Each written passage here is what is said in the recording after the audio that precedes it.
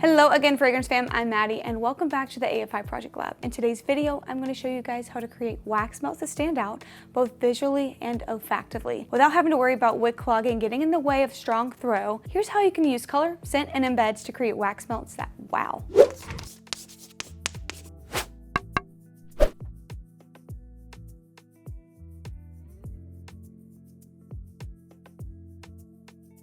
As usual, I've got all of my candle making supplies laid out and ready to go. I'll start by melting down some of our premium pear soy container wax. Paraffin blends hold color really well as opposed to pure soy, which has a tendency to come out a little pastel. Both results are fine, and if you're aiming for rich, vibrant colors, I recommend a paraffin blend. To further achieve that, I picked out some liquid candle dyes, which are easy to use and blend to make custom colors that might be trickier to replicate with dye chips and blocks. So you might be curious as to whether your candle and wax melt colors even matter that much. While it's certainly true that fragrance is the most important element of candles for most consumers, color and design arguably come in at a close second. With e-commerce taking over most of the retail and wholesale marketplace, giving your products some visual elements that make them pop off of a computer or phone screen gives you a huge advantage, especially because we don't have the technology to smell things through the screen, well, not yet at least. With my wax heated to 185 degrees Fahrenheit, it can be removed from the heat source to cool 10 or so degrees so it can add fragrance. Today's pick is our version of Black Cherry Merlot by Bath & Body Works. Our take on this fragrance is rich, velvety, and romantic. We love it year-round, but it's also a good fruity scent for spring and summer that contrasts the usual light and airy florals of these seasons. If you're using clamshell molds like me, be sure to let the wax cool about 15 degrees more than you usually would if you're pouring a candle. This will prevent the plastic packaging from warping or melting. While the wax cools to pouring temp,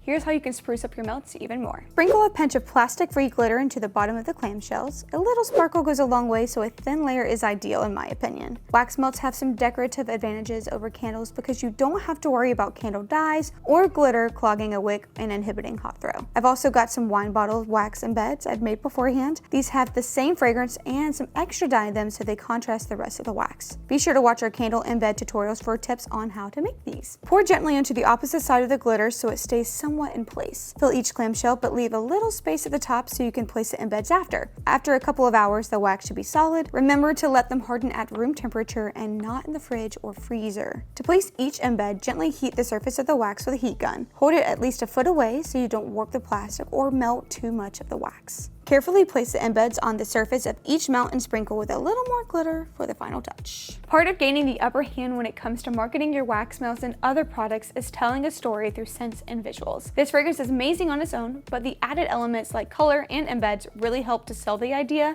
that these are fun, flirty, and adorable. Let me know if there's an AFI fragrance you'd like to see me use in our next how-to video.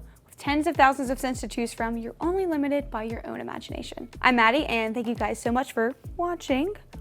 Take this with me. I'll see you guys in the next one. Bye.